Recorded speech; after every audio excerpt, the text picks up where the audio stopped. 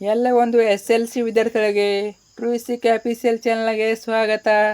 ನಾನು ಚೇತನ್ ಸೇಕೆ. ಇವತ್ತಿನ ಈ ವಿಡಿಯೋದಲ್ಲಿ SLC ಫಾರ್ಮೇಟು ಅಸೆಸ್ಮೆಂಟ್ 1 2026ಗೆ FA1 ಎಕ್ಸಾಮ್ಗೆ ಇಂಗ್ಲೀಷ್ ವಿಷಯದ ಒಂದು ಕ್ವಶನ್ ಪೇಪರು ಉತ್ತರ ಸಹಿತ ನೋಡೋಣ.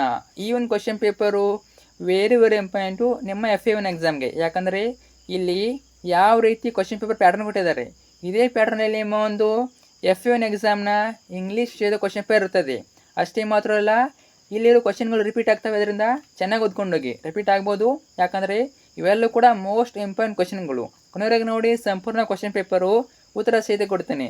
ನಿಮ್ಮ ಎಕ್ಸಾಮ್ಗೆ ತುಂಬಾ ಹೆಲ್ಪ್ಫುಲ್ಲು ಈ ಒಂದು ಕ್ವಶನ್ ಪೇಪರು. ಕೊನೆವರೆಗೆ ನೋಡಿ. ಬನ್ನಿ ಇವತ್ತಿನ ಈ ಒಂದು ವಿಡಿಯೋನ ಶುರು ಮಾಡೋಣ. ಅದಕ್ಕಿಂತ ಮುಂಚೆ ಇನ್ನೂ ಕೂಡ ಚಾನಲ್ನ ಸಬ್ಸ್ಕ್ರೈಬ್ ಮಾಡ್ಕೊಂಡಿಲ್ಲ, ಪ್ರತಿಯೊಬ್ಬರು ಕೂಡ ಸಬ್ಸ್ಕ್ರೈಬ್ ಮಾಡ್ಕೊಳ್ಳಿ. ಯಾಕೆಂದರೆ ನಿಮಗೆ ಇದೇ ರೀತಿ ನಿಮ್ಮ ಮುಂದೆ SLC 10th ಅನ್ನಲ್ ಎಕ್ಸಾಮ್ ಮುಗಿಯುವವರೆಗೆ ಎಲ್ಲ ವಿಷಯಗಳ ಪಾಸಿಂಗ್ ಪ್ಯಾಕೇಜ್ಗಳು, ಸ್ಕೋರಿಂಗ್ ಪ್ಯಾಕೇಜ್ಗಳು, ಇಂಪಾರ್ಟೆಂಟ್ ಕ್ವಶನ್ಗಳು ಮತ್ತು LBA ಕ್ವಶನ್ ಪೇಪರ್ಗಳು, FA question papers, SA1 SA2 ಒಟ್ಟಿನಲ್ಲಿ ನಿಮ್ಮ ಒಂದು ಅನ್ನಲ್ ಎಕ್ಸಾಮ್ ಮುಗಿಯುವವರೆಗೆ ಎಲ್ಲ SLC ಸ್ಟಡಿ ಮೆಟೀರಿಯಲ್ಗಳನ್ನು ಫ್ರೀಯಾಗಿ ಎಜುಕೇಷನ್ ಆಗ್ತವೆ. ಅದರಿಂದ ಪ್ರತಿಯೊಬ್ಬರು ಕೂಡ ಮಿಸ್ ಮಾಡದೆ ಮಾಡ್ಕೊಳ್ಳಿ. ಮಾಡಿದ್ರೆ ಹಾಗೆ ವಿಡಿಯೋನ ಲೈಕ್ ಮಾಡಿ ಮತ್ತು ಎಲ್ಲ ಫ್ರೆಂಡ್ಸ್ ಶೇರ್ ಮಾಡಿ. ಅವ್ರಿಗೆ ಆನ್ಸರ್ನ ಕಳಿಸಿ, ಕ್ವಶನ್ ಪೇಪರ್ನ ಕಳಿಸಿ. ಓಕೆ, ನೋಡ್ತಾ ಹೋಗೋಣ. 10th ಫಾರ್ಮೇಟು ಅಸೆಸ್ಮೆಂಟ್ 1 26 ಇದೇ ವರ್ಷ 2026. Subject English March 20. ನೋಡ್ತಾ ಹೋಗೋಣ. ನಾನು ನಿಮಗೆ ಡೈರೆಕ್ಟಾಗಿ ಉತ್ತರ ಸಹಿತ ಹೇಳ್ತಾ ಹೋಗ್ತೀನಿ. ಒಂದೇ ಮೇಲೆ ನಿಮಗೆ 4 ಆಬ್ಜೆಕ್ಟ್ ಇರ್ತವೆ, ಅಂದರೆ ಬಹುವೇಕ ಇರ್ತವೆ 4. ನೋಡಿ, ನಿಮಗೆ ಇದು ಒಂದೇ ಕ್ವಶನ್ ಪೇಪರು. ನಿಮಗೆ ಇನ್ನೂ ಎಲ್ಲ ವಿಷಯಗಳ ಮೇಲೆ FA ಎಕ್ಸಾಮ್ಗೆ ಕಡಿಮೆ ಅಂದರೆ ನಾನು ನಿಮಗೆ 2ರಿಂದ 3 ಕ್ವಶನ್ ಪೇಪರ್ ಹಾಕ್ತೀನಿ. ಎಲ್ಲ ವಿಷಯದಲ್ಲಿ 2ರಿಂದ 3 ಕ್ವಶನ್ ಪೇಪರ್ ಹಾಕ್ತೀನಿ. ಅದರಿಂದ ಎಲ್ಲ ನೋಡ್ಕೊಳ್ಳಿ. ನಿಮ್ಮ ಎಕ್ಸಾಮ್ಗೆ ಎಲ್ಲ ಕ್ವಶನ್ ಪೇಪರ್ಗಳು ಇಂಪಾರ್ಟೆಂಟ್ ಆಗಿರ್ತವೆ. ಓಕೆನಾ, ಇದು ಒಂದೇದು. ಇದಾದಮೇಲೆ ನಿಮಗೆ ಇಂಗ್ಲೀಷ್ ಮೇಲೆ ಇನ್ನೂ 2 ಕೊಡ್ತೀನಿ. ಓಕೆನಾ, ನೋಡ್ತಾ ಹೋಗೋಣ. ಒಂದೇ main do as directed fill. ಒಂದೇ ಕ್ವಶನು ಎಲ್ಲ ಕೂಡ ಮಲ್ಟಿಪಲ್ ಇರೋದಿಲ್ಲ, ಕೆಲವೊಂದಿಷ್ಟು ಡೂ ಆ್ಯಸ್ ಡೈರೆಕ್ಟೆಡ್ ಇರ್ತವೆ. ಕ್ವಶನ್ ಪೇಪರ್ ನೋಡಿ. Choose the correct question tag. Most important, ನಮಗೆ 1 ಮಾರ್ಕ್ಸ್ಗೆ ಕ್ವಶನ್ ಟ್ಯಾಗ್ ಕೇಳ್ತಾರೆ. It was a frightful proposition for Swami dash ಅಂತ ಕೊಟ್ಟಿದ್ದಾರೆ. ಏನಾಗ್ಬೋದು? ಆಪ್ಷನ್ ಸಿ, ವಾಸಂಟ್ ಇಟ್ ಸರಿಯಾದ ಉತ್ತರ. ಇನ್ನು next question number 2, fill in the blank choosing the appropriate words. If I had money I dash boat books ಅಂತ ಕರಿಬೋದು, ಅಥವಾ ಸೀಟ್ಸ್ ಕೊಡ್ಬೋದು. ಅರ್ಥ ಆಯ್ತಾ? ನಾನೇನು ಎಕ್ಸಾಂಪಲ್ಲು ಸ್ವೀಟ್ಸ್ ಅಂತ ಕೊಟ್ಟಿದ್ದೀನಿ, ಅಥವಾ ಬುಕ್ಸ್ ಅಂತ ನೀವು ಎಕ್ಸಾಮಲ್ಲಿ ಕೊಡ್ಬೋದು. ಏನಾಗ್ಬೋದು? ಇದು ವುಡ್ ಹ್ಯಾವ್ ಆಗ್ತದೆ. ವುಡ್ ಹ್ಯಾವ್ ಸರಿಯಾದ ಉತ್ತರ. Next third one, choose the correct infinitive ಕೇಳಿದರೆ. Baleshwar was trying to hold the blood covered woman. ನೋಡಿ, ಆಲ್ಮೋಸ್ಟು ಇನ್ಫಿನಿಟಿವ್ ವರ್ಡ್ಸು 2 ಇಂದ ಸ್ಟಾರ್ಟ್ ಆಗ್ತದೆ. ಅದರಿಂದ 2 ಅನ್ನೋದು ಕ್ಲೂ ಇದು. ಅರ್ಥ ಆಯ್ತಾ? ಇದು ನೆನ್ಪಿಟ್ಕೊಳ್ಳಿ. ಯಾವುದೇ ಒಂದು ವರ್ಡ್ ಹಿಂದೆ, ವರ್ಬ್ ಹಿಂದೆ 2 ಇದ್ರೆ ಅದು ಇನ್ಫಿನಿಟ್ ಆಗಿರ್ತದೆ. ಇಲ್ಲಿ ಯಾವುದಿದೆ? ಆಪ್ಷನ್ ಡಿ, ಟು ಹೋಲ್ಡ್ ಅನ್ನೋದು ಸರಿಯಾದ ಉತ್ತರ. 2 ಇರ್ತದೆ ನೋಡಿ. Next question number 4, identify the correct language function. Baleshwar, how are you Roma, feeling better now, thank you for saving my life, I am grateful to you. ಏನಾಗ್ತದೆ? ಇದು ಎಕ್ಸ್ಪ್ರೆಸ್ಸಿಂಗ್ ಗ್ರ್ಯಾಟಿಟ್ಯೂಡು. ಇಲ್ಲಿ ನಿಮಗೆ ಕೊಡ್ತಾರೆ ಎಕ್ಸಾಂಪಲ್ಗಳನ್ನು. ನಿಮಗೆ ರಿಕ್ವೆಸ್ಟ್ ಕೊಡ್ಬೋದು, ಸಿಂಪತಿ ಕೇಳ್ಬೋದು, ಆಸ್ಕಿಂಗ್ ಇನ್ಫಾರ್ಮೇಷನ್ ಕೇಳ್ಬೋದು. ಇದು ಯಾವುದಿದು? ಎಕ್ಸ್ಪ್ರೆಸ್ಸಿಂಗ್ ಗ್ರ್ಯಾಟಿಟ್ಯೂಡು. ಅಂದರೆ ಕೃತಜ್ಞತೆ ಅವರು ಹೇಳ್ತಾ ಇದ್ದಾರೆ. ಯಾರಿಗೆ? ರೋಮಾ ಅಧ್ಯಕ್ಷ ಏನು ಮಾಡ್ತಾ ಇದ್ದಾಳೆ? ಬಾಲೇಶ್ವರಿಗೆ ಕೃತಜ್ಞತೆ ಹೇಳ್ತಾ ಇದ್ದಾಳೆ. ಅದಕ್ಕೆ ಗ್ರ್ಯಾಟಿಟ್ಯೂಡ್ ಅಂತ ಇಂಗ್ಲೀಷ್ನಾಗ ಕೇಳ್ತಾರೆ, ಎಕ್ಸ್ಪ್ರೆಸ್ಸಿಂಗ್ ಗ್ರ್ಯಾಟಿಟ್ಯೂಡ್. ಓಕೆನಾ? Next main answer the following questions. ಇವೆಲ್ಲ 2 ಮಾರ್ಕ್ಸ್ ಅನ್ಕೋತೀನಿ. ಇದು 2 ಮಾರ್ಕ್ಸ್ ಒಂದು ಕ್ವಶನು. ಕ್ವಶನ್ ನಂಬರ್ 5 ನೋಡಿ. Why had the students been marching? How was it an unusual march? Answer, the students had been marching to give notice to the British collector to quit India. It was an unusual march because the students marched in complete silence. There were no slogans, no shouts, just the shuffle of feet, the drip of rain and a low murmur from the watching crowd. ಅದಾದಮೇಲೆ next main answer the following questions. So may be 4 marks ಅನ್ಕೋತೀನಿ ನಾವು, 3 or 4 marks. Question number 6, how did Swami became a hero over night? Most important question. ನಿಮ್ಮ ಎಕ್ಸಾಮಲ್ಲಿ ಈ question repeat ಆಗ್ಬೋದು. Answer, ನಿಮಗೆ question doubt ಇದೆಯಾ? ನಿಮ್ಮ ಕ್ವಶನ್ ಬಾರ್ ತೋರಿಸ್ತೀನಿ. 6ನೇ ಕ್ವಶನ್ನು ನೋಡಿ. ಯಾರಿಗೆಲ್ಲ ಕ್ವಶನ್ ಬಾರ್ ಡೌಟ್ ಇದೆ ನೋಡ್ಕೊಳ್ಳಿ. ಇದು 3 ಮಾರ್ಕ್ಸು. 6ನೇ ಕ್ವಶನ್ ಮತ್ತು 7ನೇ ಕ್ವಶನ್ 3 ಮಾರ್ಕ್ಸು. ಇನ್ನು 8ನೇ ಕ್ವಶನ್ನು RC ಕ್ವಶನ್ನು ಎಕ್ಸ್ಟ್ರಾಕ್ಟು. ಓಕೆನಾ. 9ನೇದು 4 ಮಾರ್ಕ್ಸು ಪೋಯಮ್ ಇದೆ. ನಿಮಗೆ ಜಸ್ಟ್ ಕ್ವಶನ್ ಬೇಕು ಅನ್ನೋರು ಇವು ನೋಡ್ಕೊಳ್ಳಿ. ನಾನು ನಿಮಗೆ ಜಸ್ಟು ಕ್ವಶನ್ ಕೊಟ್ಟಿದ್ದೀನಿ, ಅಲ್ಲಿ ನಿಮಗೆ ಉತ್ತರ ಸಹಿತ ಕೊಟ್ಟಿದ್ದೀನಿ. ಓಕೆ, ನೋಡ್ಕೊಳ್ಳಿ.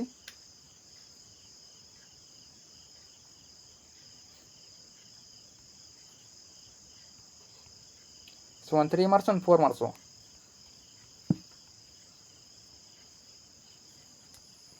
How did Swami become a hero overnight? Answer: the newspaper carried a report about a village lad who had fought bravery against a tiger. While he was returning home by the jungle path, Swami argued that a boy could not fight a tiger. I had to be a strong, grown-up person. His father disagreed, saying that courage was more important. Swami was not ready to accept this. His father then challenged him to show his courage by sleeping alone in the office room that night. While Swami was sleeping there, he saw a dark figure, believing it to be the devil. Swami dug his teeth into its leg. It turned out to be a notorious burglar whose loud cry brought others to the scene. The burglar was catched and Swami became a hero overnight. ಇಷ್ಟು ಬರೆದ್ರೆ ಸಾಕು, ನಿಮಗೆ 3 or 4 marks ಕೊಡ್ತಾರೆ. ನಿಮಗೆ ಈ ಒಂದು question 3 ಮಾರ್ಕ್ಸಿಗೆ ಕೇಳ್ಬೋದು, 4 ಮಾರ್ಕ್ಸಿಗೆ ಕೇಳ್ಬೋದು. 2 ಆಪ್ಷನ್ ಇರ್ತವೆ, ಓದ್ಕೊಳ್ಳಿ. Next question number 7. How was grandma able to get a house built in a tree? Answer: after the rescue doctor recommended 1 week of bed rest. When granny felt stronger, she sat up and said she would lie there no longer. She called her son and demanded a house on tree top. Her son was dutiful, fulfilled her wish with the help of his son. She moved to a house on tree top. She enjoyed her olden days happily. Next ನಿಮಗೆ summary ಬರೋದು ಸಾಕಾಗ್ತದೆ. ನಿಮಗೆ grand ಕ್ಲಾಮ್ ಸೆಟ್ರಿಯಿಂದ ಏನೇ question ಕೇಳಿ summary ಬರೀರಿ, ಯಾವ್ದು ಬೇಕಾದ ಕೇಳಿ ಅವರು. ನೀವು ಸಮರಿ ಬರೆದ್ರೆ 4 ಮಾರ್ಕ್ಸ್ ಕೊಡ್ತಾರೆ. ಇಲ್ಲಿ ನಿಮಗೆ ಈ ಒಂದು ಕ್ವಶನ್ ಪೇಪರಲ್ಲಿ ನಿಮಗೆ 4 ಮಾರ್ಕ್ಸಿಗೆ ಕೇಳಿದ್ದಾರೆ. ಆಲ್ಮೋಸ್ಟ್ ನೋಡಿ 3 ಮಾರ್ಕ್ಸಿಗೆ ಗ್ರಾಂಡ್ ಕ್ಲಾಮ್ ಸೆಟ್ರಿಯಿಂದ ಕೇಳೋದಿಲ್ಲ, ಕೇಳಿದರೆ 4 ಮಾರ್ಕ್ಸಿಗೆ ಕೇಳ್ತಾರೆ. Next the poem grandma climbs a tree is written by Ruskin Bond. He calls his grandmother as genius because she could climb trees in a trice even at the age of 62. She was passionate to climb the trees and learned it from her loving brother at the age of 6. Everybody feared that Granny would fall from a tree one day. One day she climbed a tree but could not come down. After the rescue, the doctor recommended her bed rest for a week. But for Granny it was like a brief season in hell. Once she recovered, she demanded a house to be built in a tree. The poet's father, who was dutiful, fulfilled his mother's wish. By the expert assistance of his son's poet ಅಂದರೆ ಪೊಯೆಟು ಏನಾಗಿರ್ತಾರೆ, ಒಂದು ಗ್ರ್ಯಾಂಡ್ಮನ ಸನ್ ಆಗಿರ್ತಾರೆ. Then granny ಅಥವಾ grandma moved off and enjoyed her life as her wish. ನಿಮಗೆ fast ಆಯಿತು ಅಂದರೆ ಇದನ್ನು pass ಮಾಡಿ ಅಥವಾ ಸ್ಟಾಪ್ ಮಾಡಿ ಬರ್ಕೊಳ್ಳಿ ಅಥವಾ ಓದ್ಕೊಳ್ಳಿ. ಅದಾದಮೇಲೆ ಇವೆಲ್ಲ 3 ಮಾರ್ಕ್ಸು ಎಕ್ಸ್ಟ್ರಾಕ್ಟು ಅಂದರೆ RC ಕ್ವಶನ್ ಇವು.